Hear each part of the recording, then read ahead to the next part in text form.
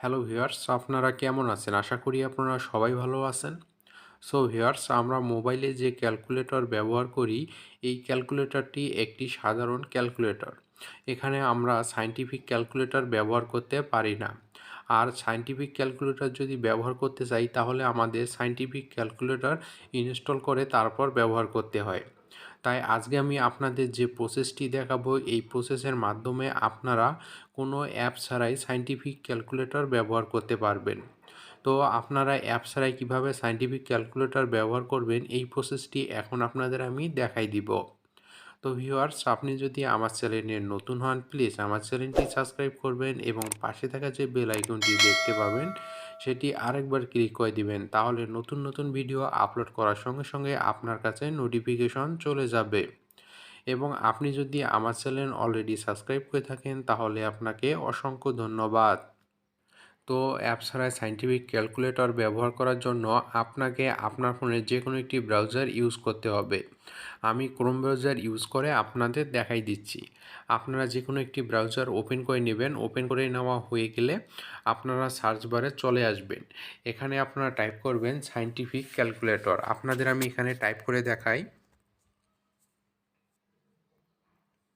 আপনারা দেখতে পাচ্ছেন আমি এখানে টাইপ করে নিয়েছি সায়েন্টিফিক ক্যালকুলেটর। এভাবে আপনারা টাইপ করে নেবেন। টাইপ করে নেওয়া হয়ে গেলে আপনারা সার্চ দিবেন। সার্চ দিলে আপনারা দেখতে পাচ্ছেন প্রথমেই এখানে সায়েন্টিফিক ক্যালকুলেটর চলে আসছে। আপনারা এখন এখান থেকে হিসাব করতে পারবেন।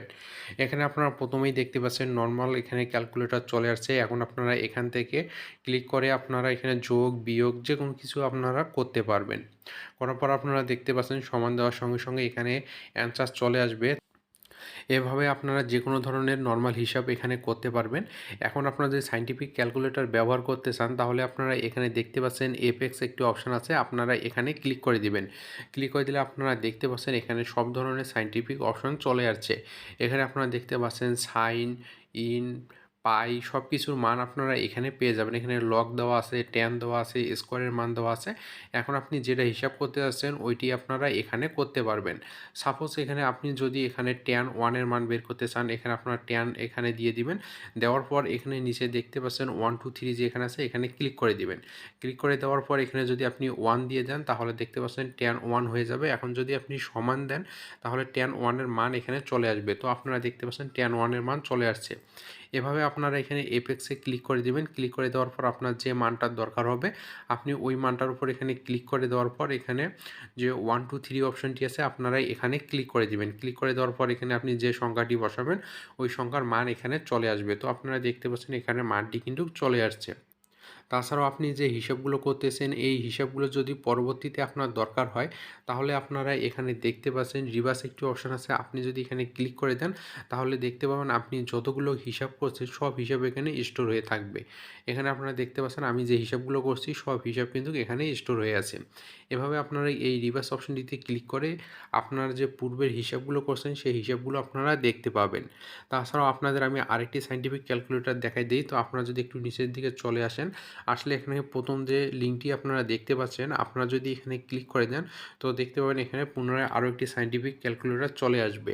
এখানে আপনারা দেখতে পাচ্ছেন যে সায়েন্টিফিক ক্যালকুলেটর চলে আসছে, আপনারা এর দ্বারাও হিসাব করতে পারবেন।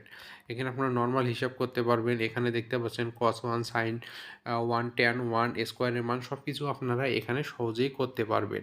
এভাবে আপনারা যদি নেটে এসে সার্চ দেন সায়েন্টিফিক ক্যালকুলেটর তাহলে আপনারা দেখতে পাবেন এরকম কিছু অপশান চলে আসবে। এই অপশানগুলোর মাধ্যমে আপনারা এখান থেকে সায়েন্টিফিক ক্যালকুলেটর ব্যবহার করতে পারবেন। এজন্য আপনাকে অন্য কোনো অ্যাপ ইনস্টল করে ব্যবহার করা লাগবে না। তো ভিউয়ার্স, আশা করি আপনারা সব কিছু বুঝতে পারছেন। তো আজকে এই পর্যন্তই। যদি আমার ভিডিওটি ভালো লাগে তাহলে লাইক করবেন, শেয়ার করবেন, প্লিজ আমার চ্যানেলটি সাবস্ক্রাইব করবেন। ধন্যবাদ সবাইকে। সবাই সুস্থ এবং সুন্দর থাকবেন। নেক্সট ভিডিওতে আবার দেখা হবে।